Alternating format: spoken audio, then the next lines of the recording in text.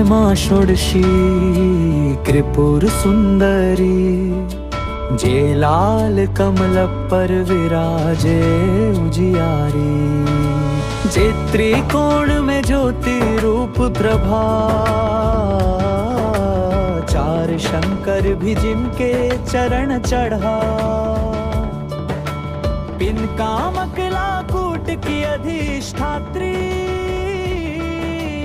विप्र निदुल मुस्कान में ब्रह्म शक्ति, सब श्री जिनकी सांसों में। जय गुरुदेव, जय माता दी, जय महाकाल गरवाए नमः। मेरे साधक मित्रों, आपका बहुत बहुत स्वागत है आपके अपने YouTube ज्योतिष शक्ति चैनल ज्योतिष और अलौकिक शक्तियाँ शक्ति केंद्र में। मैं आचार्य एवं आध्यात्मिक गुरु पंकज कुमार वर्मा लेकर आया हूँ आपके लिए महत्वपूर्ण तंत्र साधनाएं, रोचक जानकारियाँ और ज्योतिष के उपाय, जो प्रदान करेंगे आपको आत्मशक्ति, आत्मविश्वास और साधनाओं के माध्यम से बढ़ाएंगे आपका आध्यात्मिक ज्ञान। चलिए फिर आपका समय ना खर्च करते हुए बताता हूँ आपको आज का विषय। मेरे साधक मित्रों, आज मैं अपने इस वीडियो में लेकर आया हूँ माता षोडशी साधना, साथ में सुनाऊंगा एक रोचक कथा और वीडियो के अंत में दूंगा ज्योतिष के उपाय।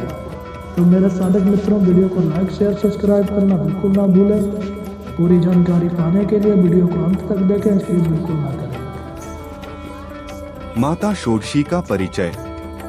षोडशी, जिन्हें त्रिपुर सुंदरी, ललिता देवी, राजराजेश्वरी, ललिता त्रिपुर सुंदरी एवं महात्रिपुर सुंदरी नामों से जाना जाता है, श्री विद्या परंपरा की सर्वोच्च, परम गूढ़ और सौम्य स्वरूपिणी देवी हैं।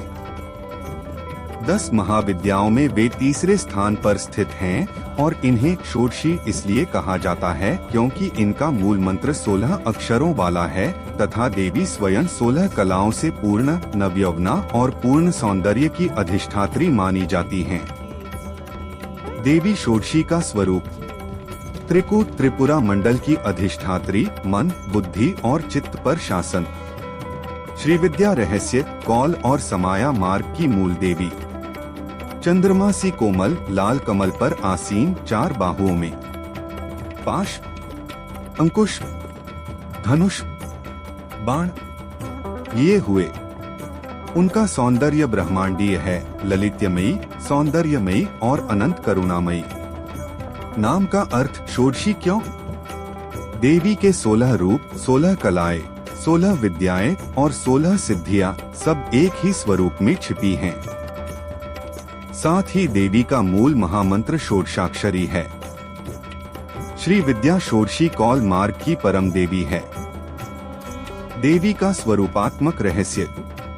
वे त्रिपुरा कहलाती हैं क्योंकि 3 लोकों, 3 शरीरों एवं 3 अवस्थाओं, जागृत, स्वप्न, सुषुप्ति की नियामिनी हैं। वे सुंदरी हैं क्योंकि इनका सौंदर्य केवल बाह्य रूप नहीं बल्कि ब्रह्मा रूप की सुंदरता है।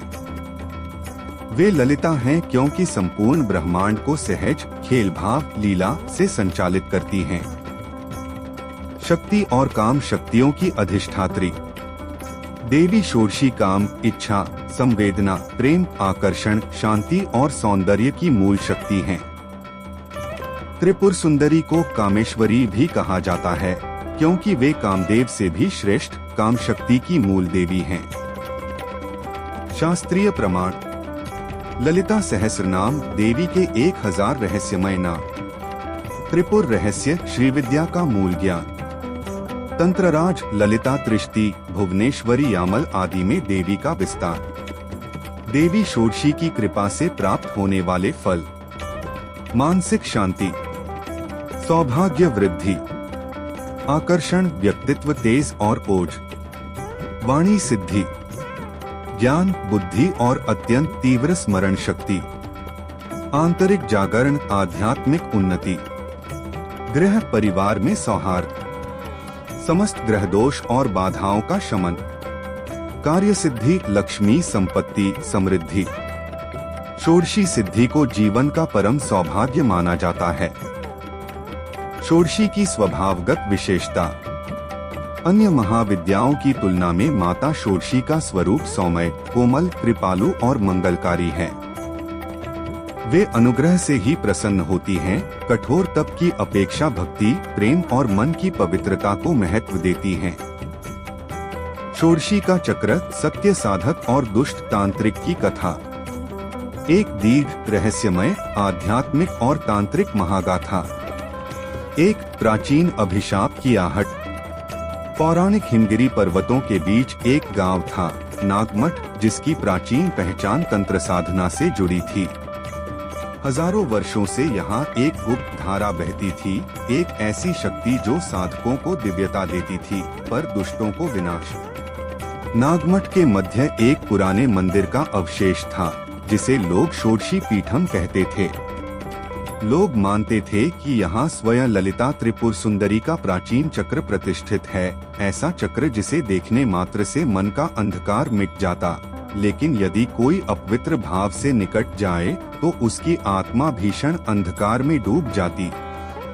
इस गांव में रहने वाला युवक आरव एक शांत, सरल और भक्तिमय हृदय वाला मनुष्य था।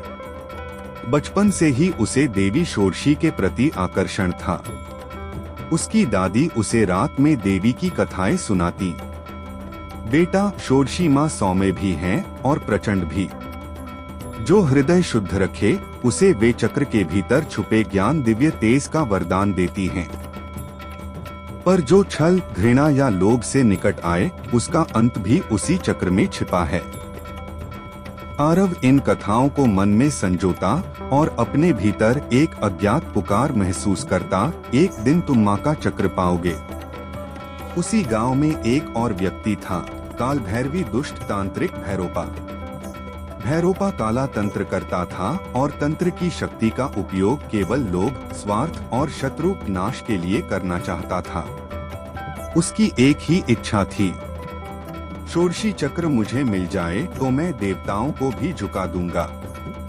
परंतु चक्र की रक्षा करने वाला देवतंत्र इतना शक्तिशाली था कि भैरोपा उसके करीब जाने की हिम्मत भी नहीं करता था।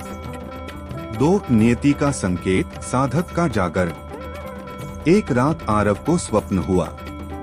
उसने देखा एक विशाल रक्तवर्ण प्रभामी देवी कमल पर विराजमान है। चतुर्भुजा, पाशांकुश से सुशोभित और अधरों पर अलौकिक मुस्कान। देवी ने कहा, आरव, समय आ गया है। चक्र तुम्हें पुकार रहा है, पर मार्ग कठिन है, अत्यंत कठिन, भय, भ्रम और माया से भरा हुआ। तैयार हो।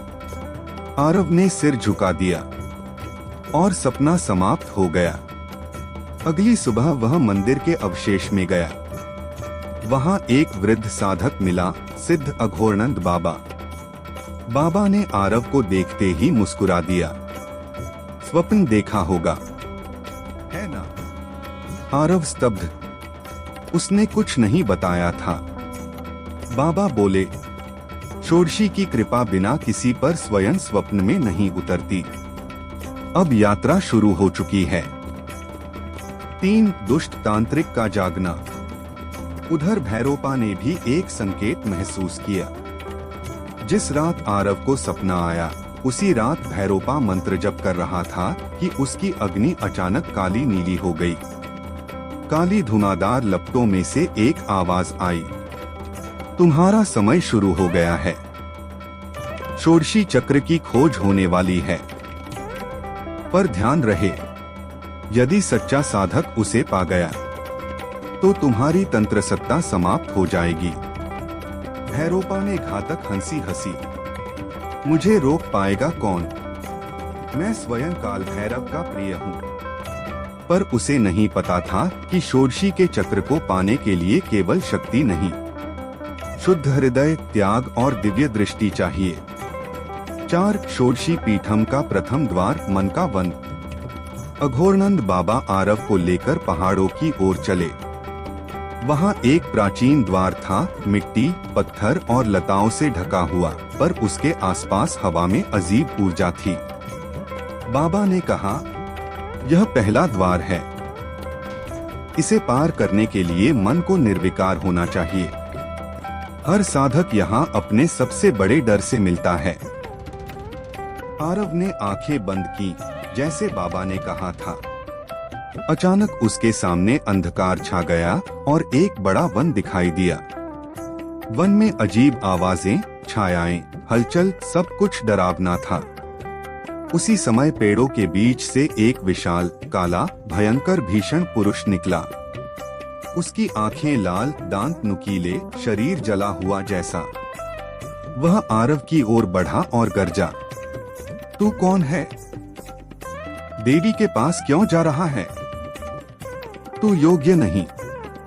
आरव डर गया, पर दादी की सीख याद आई, डर को पहचानो न कि उसे मानो। आरव ने साहस से कहा, तू मेरे मन का भ्रम है। मैं देवी के प्रकाश का साधक हूँ। हट जा मेरे मार्ग से। और वह भयंकर आकृति तुरंत राख बनकर हवा में विलीन हो गई। पहला द्वार खुल गया।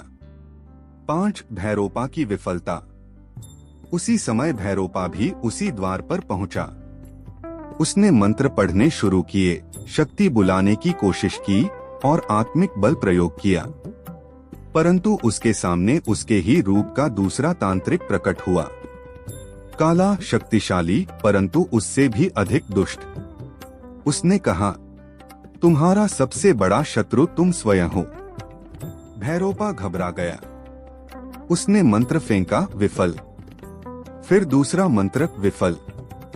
अंत में वह भय से पीछे हट गया। द्वार बंद हो गया। वह एक जोरदार चीख के साथ नीचे गिर पड़ा। यह शक्ति क्या है जो मेरे मंत्रों को भी नष्ट कर दे? उसे समझ नहीं आया। तंत्र से नहीं, हृदय से द्वार खुलता है। 6 षोडशी पीठम का दूसरा द्वार, माया का मार्ग। आरव और बाबा दूसरे द्वार पर पहुंचे। यह एक लंबी गुहा थी जहां दीवारों पर चमचमाते प्रतीक, ज्यामितीय आकृतियां और रहस्यमय मंडल बने हुए थे। बाबा बोले, यह द्वार साधक की इच्छाओं की परीक्षा लेता है। जो मन में छिपी वासनाएं हैं, वे सामने आकर मार्ग रोकती हैं। आरव जैसे ही अंधेरी गुहा में अंदर गया, अचानक प्रकाश हुआ और उसके सामने एक भव्य महल प्रकट हुआ। सोना हीरा, अपार संपत्ति, राज सिंहासन, सब कुछ। एक दिव्या स्त्री ने कहा, तुम इतने योग्य हो, तुम्हें देवी का चक्र नहीं, यह राज्य मिलना चाहिए। आरव के भीतर क्षण भर के लिए आकर्षण हुआ, पर उसने आंखें बंद की। मुझे संपत्ति नहीं, मेरी माँ का प्रकाश चाहिए। महल टूट गया, प्रकाश बुझ गया, भ्रम समाप्त। दूसरा द्वार खुल गया। 7 भैरोपा की लालसा का विनाश।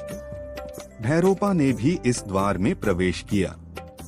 उसके सामने प्रकट हुआ एक विशाल सिंहासन और उस पर काल देवी का भयानक रूप, परंतु वह कोई असली देवी नहीं थी। वह स्वयं उसकी लालसा का रूप थी। छल देवी ने कहा, मुझे पूज, मैं तुझे वो शक्ति दूंगी जिससे तू देवताओं को भी बांध सकेगा। भैरोपा मंत्र पढ़ता रहा, झुकता रहा, लेकिन छल देवी ने अचानक अपना रूप बदला और विशाल दैत्य बनकर बोली, लालच तुझे खा जाएगा। वह दैत्य भैरोपा पर टूट पड़ा। भैरोपा चिल्लाया, नहीं, मैं शक्ति का स्वामी हूँ। पर उसकी कोई शक्ति काम नहीं आई। दैत्य ने उसे अंधकार में फेंक दिया। भैरोपा घायल, टूटा हुआ, पर और भी क्रोध से जलता हुआ बाहर निकला। अर्घा, मैं हार नहीं मानूंगा।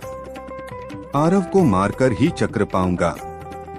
8 अंतिम द्वार, अंतर का दीप। अब आरव तीसरे और अंतिम द्वार पर पहुंचा।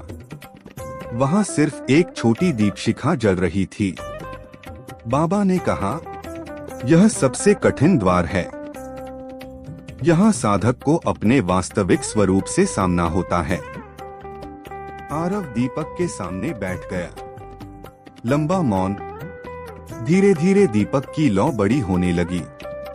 प्रकाश फैलने लगा और प्रकाश में आरव ने देखा स्वयं देवी षोडशी प्रकट हो रही हैं।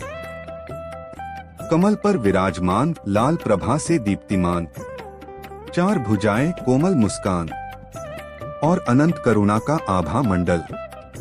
देवी ने कहा, आरव, क्या तुम मुझे पहचानते हो? आरव रो पड़ा, माँ, मैं बस आपका सेवक हूँ। देवी ने पूछा, तुम क्या चाहते हो? आरव ने सिर झुका दिया, मैं केवल आपको पाना चाहता हूँ। आपका स्नेह, आपकी शरण, आपका प्रकाश। देवी मुस्कुराई, यही सत्य उत्तर है। जो मुझे चाहता है उसे मैं स्वयं दे देती हूँ। जो मेरी शक्ति चाहता है उसे कुछ भी नहीं मिलता। और उसी क्षण तीसरा द्वार खुल गया। 9 भैरोपा का अंतिम प्रयास और विनाश। भैरोपा यह सब देख रहा था।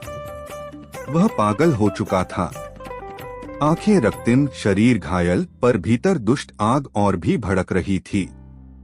जैसे ही आरव देवी के सामने पहुंचा, भैरोपा अचानक आ पहुंचा और गर्जा, यह चक्र मेरा है। उसने एक काला घातक मंत्र फेंका, पर मंत्र देवी के पास पहुंचते ही भस्म हो गया। देवी ने शांत स्वर में कहा, भैरोपा, शक्ति सबके लिए है, पर लोभियों के लिए नहीं। तूने अपनी साधना को विनाश का मार्ग बना दिया। भैरोपा चिल्लाया, मुझे शक्ति चाहिए, किसी भी कीमत पर। देवी ने आंखें बंद की, तो शक्ति ही तुम्हारा अंत होगी। एक तेज प्रकाश निकला। भैरोपा उसके भीतर खींचा और एक चीख के साथ अंधकार में लुप्त हो गया। उसकी तांत्रिक सत्ता वहीं समाप्त हो गई। 10 षोडशी चक्र का रहस्य, साधक का आशीर्वाद। अब देवी आरव के सामने थीं। उनके पीछे एक दिव्य, ज्यामितीय, लालस्वर्ण तेज से भरा षोडशी चक्र प्रकट हुआ। वह साधारण यंत्र नहीं था। यह जीवित ऊर्जा का स्वरूप, शुद्ध चेतना का रूप था। देवी ने आशीर्वाद दिया, आरव, तुमने भय जीता, माया जीती और स्वयं को भी जीता। अब यह चक्र तुम्हारे भीतर जागेगा। आरव के हृदय में उज्ज्वल प्रकाश प्रवेश करने लगा। वह जैसे ब्रह्मांड की अनंत ऊर्जा से भर गया। वह रो पड़ा, माँ। देवी ने हाथ रखकर कहा, चलो अब ज्ञान को संसार में ले जाओ। मेरा कार्य है प्रेम देना, तुम्हारा कार्य है प्रेम बांटना। और देवी स्वयं प्रकाश में विलीन हो गई। 11 साधक का पुनर्जन्म। आरव साधारण मनुष्य नहीं रहा। उसके भीतर एक दिव्य तेज उत्पन्न हो गया था। नागमठ गांव में समस्याएं समाप्त होने लगी। बीमारियां दूर हुई, विवाद शांत हुए और वातावरण में आनंद फैल गया। लोग कहते, जहां भी आरव बैठता है वहां शांति उतर आती है। आरव किसी को तंत्र नहीं सिखाता था। वह बस प्रेम, ज्ञान और करुणा बांटता था, क्योंकि वह समझ चुका था, षोडशी चक्र का असली अर्थ शक्ति नहीं, करुणा, शांति और शुद्ध चेतना है। 12 अंत नहीं शुरुआत। रात को जब वह ध्यान करता तो उसे वही दिव्य स्वर सुनाई देता, मैं तुम्हारे भीतर हूँ। तुम जहाँ जाओगे मेरा प्रकाश साथ जाएगा। आरव मुस्कुरा देता। अब वह जानता था, षोडशी की यह गाथा समाप्त नहीं हुई, यह तो अभी शुरू हुई है। समाप्त पर अनुभव अनंत। भाग 2 षोडशी का रहस्य चक्र, आरव का उदय और नए दुष्ट तांत्रिक की छाया। एक शांति की रात और अदृश्य तूफान। नागमठ गांव देवी षोडशी के आशीर्वाद से शांत हो चुका था। आरव अब साधारण मनुष्य नहीं रहा था। उसकी आंखों में एक स्थिर तेज, वाणी में मधुरता और स्पर्श में ऐसा आश्वासन था जो किसी के हृदय को हल्का कर देता। गांव वाले कहते, आरव बाबा के पास बैठते ही मन शांत हो जाता है, जैसे किसी ने भीतर जलता हुआ अंधेरा बुझा दिया हो। परंतु उसी रात पहाड़ों की दिशा से एक अशुभ हवा उठी। हवा में जैसे कराहें, छायाएं और टूटे हुए मंत्रों का कंपन था। गांव के पंडित बोले, इतनी भारी हवा, यह किसी साधारण बात की निशानी नहीं, कोई बड़ा तांत्रिक जाग गया है। और सचमुच कहीं दूर बर्फ से ढके शिखरों के बीच एक काला यज्ञ कुंड धधक रहा था। वहां एक नई भयावह शक्ति जन्म ले रही थी। दो दुष्ट त्रिकाल तांत्रिक का प्राकट्य। कुंड के पास एक विशाल, लंबा, दुबला पतला व्यक्ति बैठा था। चेहरा खोपड़ी सा, आंखें अंगारों सी और शरीर पर भस्म के मोटे लेप। उसका नाम था त्रिकाल। काल भैरोपा, पहले भाग का दुष्ट तांत्रिक का बड़ा भाई। वह वर्षों से काले तंत्र की गहराई में लिप्त था। भैरोपा की मृत्यु की लौ उसकी जटाओं तक पहुंच चुकी थी और जैसे ही वह ध्यान से उठा, उसने मुट्ठियां भींच ली। मेरे भाई का विनाश उसी लड़के ने किया। उस आरव ने। उसकी आंखों में असीम दुष्ट शक्ति भड़कने लगी। षोडशी चक्र की रक्षा करने वाला साधक, मैं उसकी आत्मा चीर दूंगा और चक्र को लेकर अपने भाई को पुनर्जीवित करूंगा। उसकी हंसी रात के आकाश को चीरती चली गई। 3 आरव की शंका, रात का पहला संकेत। उधर आरव गांव के किनारे ध्यान में बैठा था। ध्यान के बीच उसकी सांस अचानक रुक सी गई। उसने देखा, देवी की छवि चमकती है, फिर अचानक धुंधली हो जाती है, फिर प्रकाश अंधकार में बदल जाता है। देवी की कोमल आवाज सुनाई दी, आरव, सावधान रहो, एक नई छाया तुम्हारी ओर बढ़ रही है। आरव ने आंखें खोली। उसका हृदय तेजी से धड़क रहा था। माँ, कौन है वह? उत्तर नहीं मिला। सिर्फ हवा में एक धीमी कंपन थी, जैसे अंधकार हंस रहा हो। 4 नागमठ में पहली घटना, भय का प्रारंभ। अगली सुबह गांव वाले स्तब्ध थे। भैंसें बाड़े में कांप रही थीं। पेड़ सूखे से नजर आ रहे थे। पर सबसे भयानक दृश्य, मंदिर के मुख्य द्वार पर किसी ने काली कीचड़ से लिखा था, आरव, मृत्यु तुम्हारी ओर आ रही है। गांव वाले डर गए। हर कोई आरव के घर दौड़ पड़ा। पर आरव शांत था। उसने सिर्फ इतना कहा, छाया आएगी, पर प्रकाश हमेशा उसके पीछे चलता है। लोगों को उसकी शांति समझ नहीं आई, पर किसी के भीतर छुपी भय की धड़कन तेज हो गई। 5 त्रिकाल का पहला आघात, सपनों का आतंक। रात को गांव में अजीब चीखें गूंजने लगी। लोगों को स्वप्न में भारी, डरावना शरीर दिखाई देता। उन पर झुकता, गरजता, मुझे चक्र दे दो, आरव को बुलाओ। बच्चे रोते, बूढ़े चिल्लाते और नींद गांव से गायब हो गई। आरव ने सबको शांत किया और कहा, यह कोई सामान्य शक्ति नहीं, यह किसी ऊंचे स्तर का तांत्रिक है। अघोरनंद बाबा अचानक आए। उनकी आंखें लाल थीं, जैसे वे किसी संकेत को देख चुके हों। आरव, त्रिकाल आ रहा है। यह खेल खतरनाक है। 6 त्रिकाल की जांच, शक्ति की टक्कर। त्रिकाल पहाड़ की चोटी पर खड़ा था। उसने आंखें बंद की। उसके शरीर से भयानक ऊर्जा उठने लगी। उसी समय आरव भी ध्यान में बैठा था। देवी के प्रकाश ने उसके चारों ओर प्रकाश की ढाल बना दी।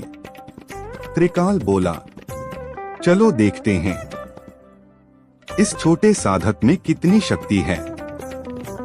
उसने एक अदृश्य लहर हवा में छोड़ी, एक तांत्रिक तरंग जो किसी की भी चेतना को हिला सकती थी।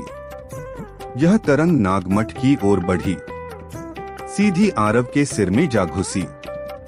आरव की सांस रुक गई, उसकी आंखें कांपी, वह जमीन पर गिर पड़ा। लेकिन तभी उसके भीतर से देवी की आवाज आई, डरो नहीं, मैं तुम्हारे साथ हूं। और आरव का शरीर स्वतः प्रकाशमान हो उठा। लहर नष्ट हो गई। त्रिकाल ने दूर पहाड़ से यह देखा और उसकी आंखों में पहली बार आश्चर्य की चमक आ गई। अच्छा, यह साधारण बच्चा नहीं है। साथ देवी का संदेश चक्र तुम्हारे भीतर जाग चुका है। उस रात देवी ने आरव को फिर दर्शन दिए।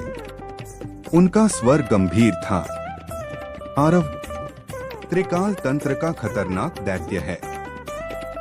वह सिर्फ शक्ति नहीं चाहता, वह चक्र की दिव्यता चुराना चाहता है। आरव ने प्रश्न किया, माँ, चक्र मेरे भीतर किस रूप में है? देवी मुस्कुराई, वह प्रकाश जो तुमसे बहता है। तुम्हारी करुणा, तुम्हारी शांति, तुम्हारा साहस, यही चक्र है। तभी देवी का स्वर बदल गया, निश्चित, प्रखर और चेतावनी भरा। पर त्रिकाल सिर्फ तुम्हारी परीक्षा नहीं लेगा, वह नागमठ को नष्ट करेगा ताकि तुम कमजोर हो जाओ। आरव की आंखों में अग्नि जल उठी। माँ, मैं अपने गांव की रक्षा करूंगा। 8 त्रिकाल की दूसरी चाल, काला धुआं। अगले दिन नागमठ के जंगल से काला धुआं उठने लगा, पर यह साधारण धुआं नहीं था। जहां जाता वहां लोग बीमार पड़ जाते, मानसिक तनाव, भय, भ्रम पैदा होता। गांव के 5 आदमी अचेत हो गए। उनकी आंखें सफेद, शरीर अकड़ा हुआ। अघोरानंद बाबा बोले, यह चेतन धुआं है, त्रिकाल की काली विद्या का हिस्सा। आरव ने धुआं की ओर हाथ बढ़ाया। दूर तक फैले अंधेरे पर एक प्रकाश फेंका और धुआं धीरे धीरे फटने लगा। उससे चीखें, तड़फड़ाहटे और अदृश्य आकृतियां बाहर भागने लगी। त्रिकाल दूर से यह देख रहा था। तुम्हारे पास कुछ तो है बच्चा, पर यह सिर्फ शुरुआत है। 9 त्रिकाल का दानव, कृष्ण निशाचर। त्रिकाल ने अगली रात अपनी सबसे भयानक चाल चली। उसने एक प्राचीन काले दैत्य को जगाया। कृष्ण निशाचर, रात का दानव, जो मनुष्य की चेतना चूसकर उसे पागल बना देता है। दानव ने नागमठ की ओर कदम बढ़ाए। धरती थरथराती गई। आरव, बाबा और गांव वाले बाहर आए। हर कोई डर गया। दानव गरजा, आरव, तुझे लेने आया हूँ। बच्चे चिल्लाए, औरतें कांपी। पुरुष हथियार लेकर पीछे हट गए, पर आरव आगे बढ़ा। दानव ने विशाल पंजा उठाया। जहां गिरता धरती फट जाती। आरव ने आंखें बंद की। उसके भीतर से अचानक लालस्वर्ण प्रकाश निकला, जैसे षोडशी का चक्र उसके हृदय में घूम रहा हो। प्रकाश दानव पर पड़ा और दानव तड़पने लगा। वह चिल्लाया, आग, आग, यह कौन सा प्रकाश है? आरव ने एक कदम और बढ़ाया। दानव धीरे धीरे भस्म होने लगा। त्रिकाल यह सब शक्ति से महसूस कर रहा था। नहीं, यह शक्ति, देवी की शक्ति। और क्रोध से उसके दांत किटकिटाने लगे। 10 त्रिकाल की प्रतिज्ञा, अब खेल असली शुरू होगा। उस रात त्रिकाल ने अपनी त्रिपाद ज्वाला जलाई। अंधेरा लंबा और गाढ़ा हो गया। हवा में जलने की गंध भर गई। वह गुर्राया, आरव, अब मैं खुद आऊंगा। देवियों ने तुझे बल दिया है, पर मैं तुझसे वह बल छीन लूंगा। उसने अपने चारों ओर काली खोपड़ी मालाएं घुमाई। ऊपर बिजली चमकी। आकाश लाल हो गया। मैं नागमठ को जला दूंगा और तुझे मजबूर करूंगा चक्र सौंपने के लिए। त्रिकाल ने अपना हाथ उठाया और हवा में एक भारी तांत्रिक तरंग उत्पन्न हुई। दूर नागमठ में आरव अचानक खड़ा हो गया। माँ, यह आ रहा है। देवी की आवाज आई, बेटा, अब तुम्हें अपने जीवन का सबसे बड़ा युद्ध लड़ना होगा। यहाँ भाग 2 समाप्त होता है। त्रिकाल नागमठ की ओर चल पड़ा है और आरव जीवन मरण की अंतिम साधना में प्रवेश करने वाला है। ऊपर दिए गए मंत्र की सरल, शास्त्रीय एवं सात्विक संपूर्ण साधना विधि। मंत्र: श्री हरि क्ली ऐं सौः, त्रि श्री क ऐं लहरी हसकः लहरी सक लहरी सौः, क्ली हरि श्री। यह मंत्र देवी के त्रिगुणात्मक त्रिपुरा सुंदरी षोडशी विद्याशक्ति, आत्मबल, सुरक्षा, बुद्धि और चेतना जागरण रूपों का संयुक्त बीज है। इसकी साधना अत्यंत शक्तिशाली मानी जाती है, परंतु साधना का उद्देश्य केवल आत्मशुद्धि, ज्ञान, शांति और सफलता होना चाहिए। 1. साधना के अनिवार्य नियम डूस। 1. सात्विक भोजन, प्याज लहसुन त्याग। 2. मन, वाणी और कर्म की पवित्रता। 3. किसी को हानि की भावना नहीं। 4. ब्रह्मचर्य का पालन, कम से कम साधना अवधि में। 5. नित्य स्नान, ध्यान, शांति। 6. नकारात्मक यौन हिंसक बदले की भावना छोड़े। 7. देवी का सम्मान, श्रद्धा और प्रेम। इन नियमों के बिना साधना कभी सफल नहीं होती। 2. साधना के लिए आवश्यक सामग्री: स्वच्छ लाल या सफेद आसन, देवी त्रिपुरा सुंदरी बटा षोडशी की तस्वीर, एक लाल आसन या चटाई, घी का दीपक, लाल सफेद पुष्प, अगरबत्ती, रोली, चावल, जल, साधना माला, रुद्राक्ष बटा स्फटिक बटा लाल चंदन। 3. आसन और दिशा: दिशा पूर्व या उत्तर पूर्व, ईशान। आसन: लाल आसन, साधक को स्थिर बैठकर मंत्र जप करना चाहिए। पीठ सीधी, मन शांत। 4. पूजन विधि: शुद्ध, सात्विक और सुरक्षित। 1. पहले स्नान करके स्वच्छ वस्त्र धारण करें। 2. आसन बिछाकर बैठें और 3 बार गहरी श्वास लें। 3. हाथ में जल लेकर संकल्प करें, मैं यह साधना देवी की कृपा, शांति, सफलता और ज्ञान के लिए कर रहा रही हूँ। 4. दीपक जलाएं। 5. देवी को पुष्प समर्पित करें। 6. नेत्र बंद करके देवी के रूप का स्मरण करें। 7. अब माला लेकर जप प्रारंभ करें। 5. मंत्र जप विधि, मुख्य चरण: A. पहले 9 बार का उच्चारण। B. फिर 3-7 मिनट प्राणायाम, गहरी सांस। अब मुख्य जप शुरू करें। प्रमुख मंत्र जप: श्री हरि क्ली ऐं सौः, त्रि श्री क ऐं लहरी हसकः लहरी सक लहरी सौः, क्ली हरि श्री। जप की मात्रा: नवशिष्य शुरुआती प्रतिदिन 108 जप, मध्यम सिद्धि हेतु 11 दिनों तक 1080 जप 10 माला प्रतिदिन, गहन साधना 21-41 दिनों तक 2100 जप प्रतिदिन 20 माला। साधना का फल: सात्विक लाभ, मानसिक शक्ति, स्पष्टता, निर्णय क्षमता, आकर्षण शक्ति, आभा, व्यक्तित्व, कार्यसफलता, आध्यात्मिक उन्नति, नकारात्मक विचारों का नाश, आत्मशक्ति का जागरण, आत्मविश्वास, शांति। 6. ध्यान विधि मंत्र के साथ मन में देवी त्रिपुरा सुंदरी का रूप, युवा, दिव्य, लाल गुलाबी आभा, त्रिकोणाकार यंत्र प्रकाशमान। मंत्र जप के प्रत्येक चक्र में कल्पना करें कि श्री समृद्धि, त्रि शक्ति, क्ली आकर्षण बटा मधुरता, ऐ ज्ञान, सौर शक्तिपात बटा दिव्य ऊर्जा।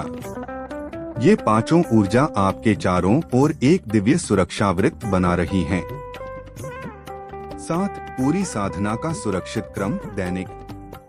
1 स्नान, 2 आसन, 3 दीपक, 4 संकल्प, 5 ध्यान 5 मिनट, 6 मुख्य मंत्र जप, 7 शांति पाठ, 8 देवी को प्रणाम। 8 क्या न करें डोंट्स। मंत्र का उपयोग किसी को हानि पहुंचाने के लिए कभी नहीं। भय, बदला, मारणमोह जैसी भावनाएं बिल्कुल नहीं। शराब, मांस, नकारात्मकता से दूरी। रात भर जप या अंधेरी जगह में अकेले जप न करें। कलह, अपवित्रता, असावधानी न रखें। यह मंत्र सात्विक है। हानि या काले प्रयोग के लिए इसका प्रयोग तुरंत फल को नष्ट कर देता है। 9 सिद्धि के संकेत। जप के दौरान मन में शांति, शरीर में हल्की कंपायमान ऊर्जा, आंखों के बीच हल्की रोशनी, सपनों में देवी का संकेत, अचानक आत्मविश्वास बढ़ना, जीवन में सरलता आने लगना। एक ज्योतिष आधारित सुरक्षित और प्रामाणिक उपाय। 1 सूर्य कमजोर हो तो प्रतिदिन सूर्य को जल चढ़ाएं। तांबे के लोटे का उपयोग। सुबह 6-7 बजे सूर्य का 5 मिनट ध्यान। लाल वस्त्र दान। रविवार को नमक न खाए। वैकल्पिक। बी चंद्रमा कमजोर हो तो रात को चांद की ओर 2-3 मिनट ध्यान। चावल, दूध का दान। माता की सेवा। चांदी का छोटा चंद्रमा लाना सिर्फ मनोवैज्ञानिक प्रतीक। सी मंगल अशांत हो तो हनुमान चालीसा बटा सुंदरकांड। लाल मसूर दाल दान। मंगलवार को मीठी रोटी पर गुड़ लगाकर गाय को खिलाना। डी बुध कमजोर हो तो हरी सब्जियां अधिक। हरी मूंग दाल दान। बुधवार को बुम बुधाय नमः का। बुधवार को बुम बुधाय नमः का 108 जप। ई गुरु अशुभ हो तो पीला चावल दान। हल्दी तिलक। गुरुवार को नमक वर्जित। एफ शुक्र कमजोर हो सफेद कपड़े, चमेली या गुलाब की सुगंध। शुक्रवार को मीठा दान। जी शनि अशांत हो काले तिल और तेल का दान। पीपल को जल। कर्म, अनुशासन और ईमानदारी बढ़ाना। 2 सुरक्षित व सात्विक वास्तु उपाय। 1 घर में नकारात्मक ऊर्जा हटाने के उपाय। हफ्ते में 1 बार कपूर जलाना। नमक पानी से पोछा शुक्र शनिवार। घर में सुबह शंख ध्वनि। तुलसी का पौधा उत्तर पूर्व या पूर्व में। किचन में गंदगी कचरा कभी रात को न रहे। बी धन वृद्धि के लिए वास्तु उपाय। उत्तर दिशा में कांच का कटोरा रखकर उसमें पानी व हरा पौधा। तिजोरी लॉकर दक्षिण पश्चिम में। घर के मुख्य द्वार पर रोशनी हमेशा रहे। सी विवाह संबंध सुधार। बेडरूम में हल्की गुलाबी रोशनी। 2 तकिए, 2 फोटो, दंपत्ति ऊर्जा संतुलन। नीली काली चीजें बेडरूम में कम। डी पढ़ाई करियर। पढ़ाई की टेबल पूर्व या उत्तर की ओर। टेबल पर अव्यवस्था न रखें। हल्दी का छोटा सा कटोरा उत्तर पूर्व में। 3 मनोवैज्ञानिक ऊर्जा आधारित उपाय तंत्र सदृश पर सुरक्षित। ये उपाय तांत्रिक कहे जाते हैं परंतु पूर्णतः सात्विक, वैज्ञानिक और स्वस्थ हैं। 1 घर में ध्वनि शुद्धि।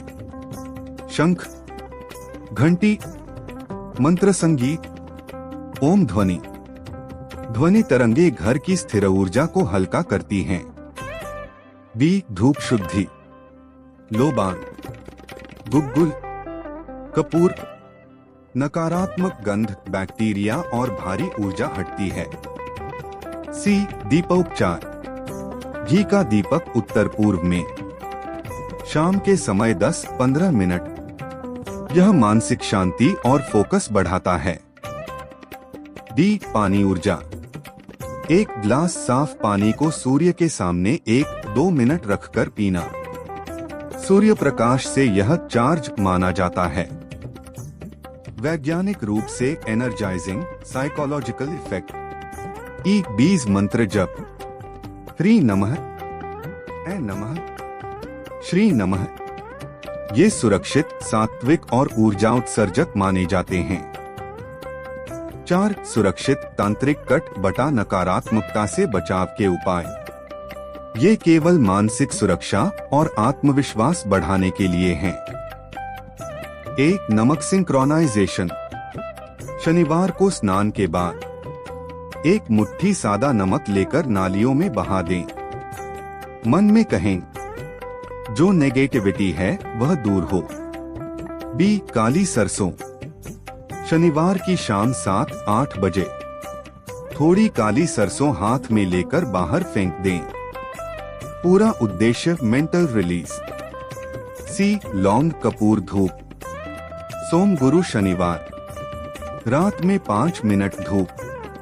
वातावरण ऊर्जा बैलेंस करता है। डी नींबू जल उपचार। मुख्य दरवाजे पर 1 पानी भरा कटोरा, ऊपर नींबू। प्राचीन मान्यता यह नकारात्मक तरंगे सोखता है। 5 रोग तनाव दुख के लिए सात्विक उपाय। इनका कोई चिकित्सीय दावा नहीं, सिर्फ मानसिक और ऊर्जा संतुलन हेतु। सुबह सूर्योदय देखना। 15 मिनट ध्यान। जल में थोड़ा सा कपूर गुलाब डालकर स्नान। तुलसी जल पीना। घर में गुलाब मोगरा की सुगंध। ओम का 108 जप। ये उपाय एंजाइटी, फियर और स्ट्रेस कम करने में उपयोगी पाए जाते हैं। 6 विशेष प्रकरणों के लिए उपाय। सुरक्षित तांत्रिक सदृश। सफलता रुक जाना। घर में उत्तर दिशा साफ करें, वहां नीला रंग या पानी का छोटा कटोरा। प्रतिदिन 5 मिनट ऐ श्री हरि जप। घर में बार बार झगड़े। दक्षिण दिशा में लाल रंग कम करें। शंख और छोटा दीपक शाम को। फ्रिज टीवी बेडरूम अव्यवस्था मुक्त रखें। नजर बटा भारीपन। कपूर प्लस लौंग जलाना। 1 गुड़ का टुकड़ा गाय को। नींबू तोरी उपाय 3 दिन। अब मैं वाणी को विराम देता हूं तथा वीडियो को समाप्त करता हूं। इसी तरह साधना और रोचक जानकारी पाने के लिए चैनल को लाइक, शेयर, सब्सक्राइब करना बिल्कुल ना भूलें। नई नई कथाएं सुनने, साधना पाने के लिए बेल आइकन पर प्रेस करें। इससे आने वाले नए वीडियो की जानकारी और अपडेट आपको सबसे पहले मिले। इसी के साथ जय गुरुदेव, जय माता दी, जय महाकाल भैरव। आपका दिन शुभ और मंगलमय हो, इसी कामना के साथ विदा लेता हूँ। नमस्कार।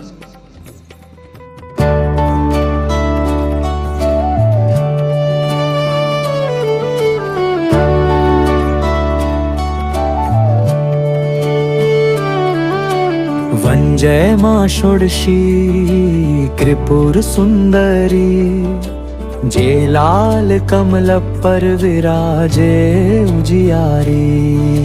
जे त्रिकोण में ज्योति रूप प्रभा, 4 शंकर भी जिनके चरण चढ़ा। पिन कामक लाकूट की अधिष्ठात्री,